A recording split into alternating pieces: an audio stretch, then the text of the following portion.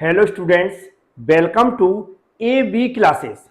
आज के वीडियो में हम लोग समझेंगे एक इम्पॉर्टेंट टॉपिक के बारे में, क्योंकि इस टॉपिक पर एग्जाम में कई बार क्वेश्चन पूछे गए।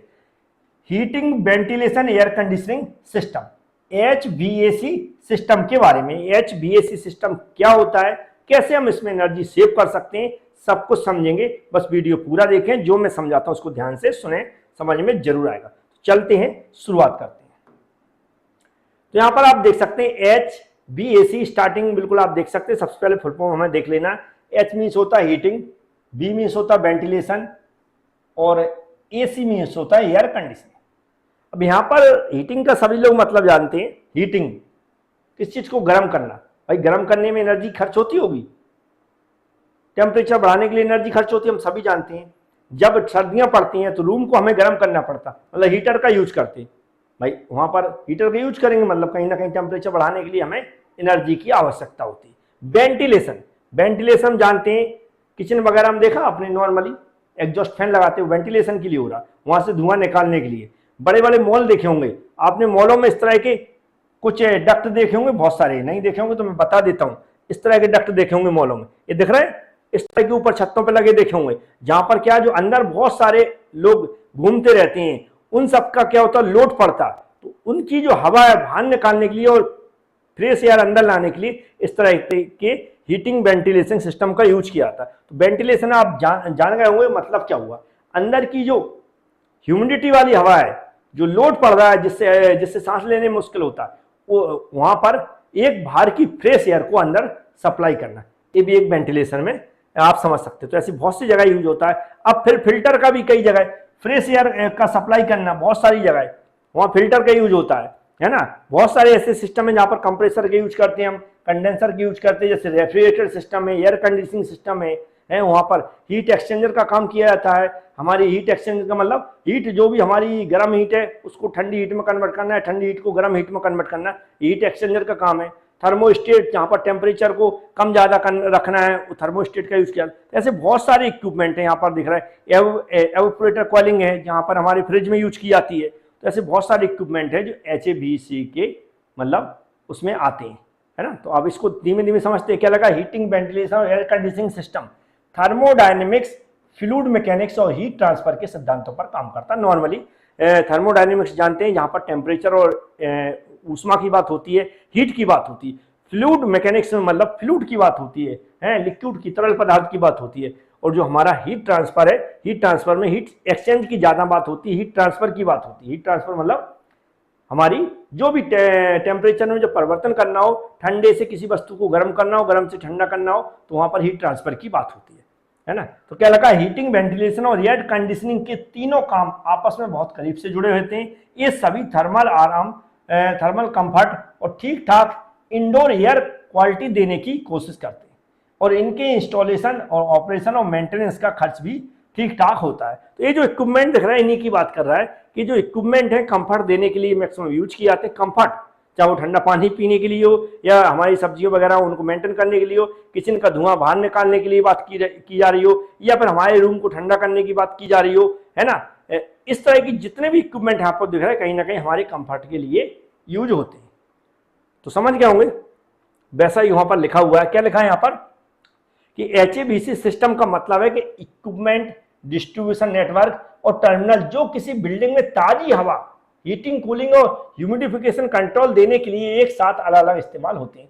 तो जैसा मैंने बताया है, HVAC सिस्टम यहाँ पर दिख रहा होगा कि हम मॉल वगैरह में देखोगे तो ये आपने देखा होगा, जैसे मैंने अभी बताया था। इसका काम क्या है, हम देख रहे हैं पूरा मॉल ठंडा रखा रहता है या सर्दियों में गर्म रखा रहता है, नॉर्मल टेम्परेचर मेंटेन करता है। मतलब ये क्या कर रहा है, अंदर की जो हवा है उसको बाहर निकाल रहा है, वो बाहर की हवा फ्रेश अंदर कर रहा है।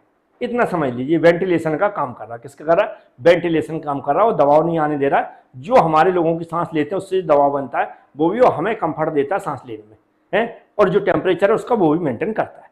तो ये होती है हमारी सिस्टम। HVAC सिस्टम में ठंडे मौसम में बिल्डिंग को गर्म करने के लिए हीटिंग सिस्टम का इस्तेमाल किया जाता है। और वेंटिलेशन प्रोसेस नेचुरल या फोर्स्ड वेंटिलेशन से किसी भी जगह से हवा सप्लाई करता है और निकालता है। जैसे मैंने बताया, हवा सप्लाई करता है और निकालता है। ये एग्जाम में नहीं बनाना, लेकिन हमें पता होना चाहिए नॉर्मली ये क्या काम करता है। क्या लिखा हुआ है, हवा को बदलने का काम नमी, बदबू, धुआं, गर्मी, धूल हवा में मौजूद बैक्टीरिया को हटाने के लिए किया जाता है। एयर कंडीशनिंग गर्मी को हटाकर की जाती है।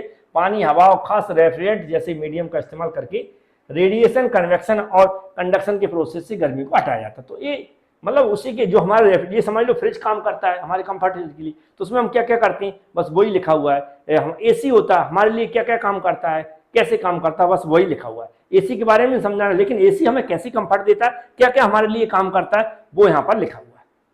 फिर क्या लिखा, इसका आप जो एनर्जी सेविंग के सिस्टम है इसमें एनर्जी सेव कैसे की जा सकती है वो भी हमें जानना जरूरी। तो मैन्युफैक्चरिंग फैसिलिटी में इस्तेमाल होने वाले एनर्जी में हीटिंग है, वेंटिलेशन है, एयर कंडीशनिंग का हिस्सा 35% तक होता है। बड़ी बड़ी कंपनियां हैं, बहुत लोग काम कर रहे हैं, बहुत सारी मशीनें चल रही, तो वेंटिलेशन बहुत जरूरी है वहाँ पर, वेंटिलेशन जरूरी है, एयर कंडीशनिंग सिस्टम जरूरी है। तो वहाँ पर लगभग 35% एनर्जी लगभग वहाँ पर खर्च हो रही है इन पर। तो उसको कैसे सेव किया जा सकता है उसके बारे में हमें जानना जरूरी है। तो क्या लिखा है, HVAC सिस्टम में एनर्जी बचाने की क्षमता, सिस्टम के डिजाइन, चलाने के तरीके, ऑपरेटिंग स्टैंडर्ड, कंट्रोल सिस्टम की मेंटेनेंस, सिस्टम की मॉनिटरिंग और ऑपरेटर की काबिलियत पर निर्भर करता। तो इनने सीधा इक्विपमेंट पे डाल दिया कि इक्विपमेंट किस क्वालिटी का है, किस कंपनी का है, कैसे उसका मेंटेनेंस हो रहा है, कैसे उसको ऑपरेट किया जा रहा है, कैसे उसको मतलब चलाया जा रहा है, इन सब पे डिपेंड करता है हम कैसे उससे एनर्जी सेव कर सकते हैं। मतलब इसने उसी पे डाल दिया। क्या कह रहे हैं, HVAC सिस्टम में एनर्जी बचाने के लिए कुछ तरीके जैसे मेंटेनेंस प्लान लागू करना, कंट्रोल लगाना, जब हो सके तो इक्विपमेंट को अपग्रेड करना है।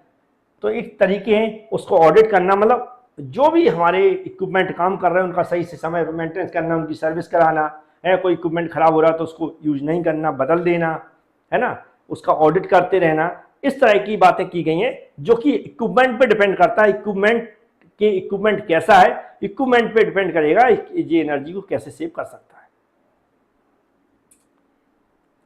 फिर क्या, मौजूदा HVAC जानकारी इकट्ठा करें जैसे कि टाइप, यूनिट्स की संख्या, इस्तेमाल के घंटे, इंस्टॉल कैपेसिटी, अभी कैपेसिटी का इस्तेमाल करें वगैरह। यह डेटा अभी के HVAC सिस्टम में मौजूदा खपत और संभावित बचत पर लगाना। मतलब इनका कहना है कि जो हम इसका ऑडिट करेंगे, जो ऑडिट करें तो उसमें हम जो पुराना हमारा जैसे मतलब 1 महीना पुराना देखें काम किया इसने, तो वहाँ पर कितनी खपत की इसने, कितनी खपत पे कितना टेम्परेचर हमने मेंटेन किया था, उस पर कितनी इलेक्ट्रिसिटी खर्च हुई, कब इसकी सर्विस हुई थी, है ना, उस पर हमने क्या चेंज कराया था। ये सारी जानकारी हमें इकट्ठा करना होता है और उसी जानकारी के आधार पर हम फिर जो नया चालू होता है हमारा सिस्टम, उस पर वहाँ पर दोनों को कंपेयर कराते हैं। उससे हम देखते हैं कि हमारी कैपेसिटी बढ़ी है या फिर कम हुई है। दोनों को कंपेयर करा के हम कहीं ना कहीं वहाँ पर ये चेक कर लेते हैं कि एनर्जी को सेव कैसे किया जा सकता है।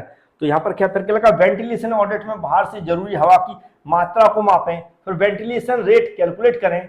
अगर वेंटिलेशन रेट जरूरत से ज़्यादा हो तो जरूरत के हिसाब से उसे पंखे की मोटर को रेटिंग दें।